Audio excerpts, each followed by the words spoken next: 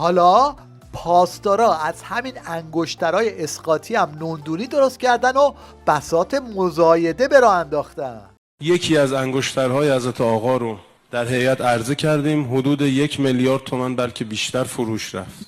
2 تا انگشتر دیگه از حضرت آقا به هیئت رسیده که هر دوتا مطمئنه. یه انگشتر مردونه است که انگشتر حضرت آقاست برای کمک به جبهه مقاومت. گفتن حاج آقای کاشانی آتش بس شد، مشکلات لبنان حل نشد. شیعیان سوریه مشکلاتشون خیلی زیاده الان، در هرمل، در بقا. مردم فلسطین کمک ها کم شده. بسم الله بگید یا علی بگید. این انگشتر حضرت آقا هست.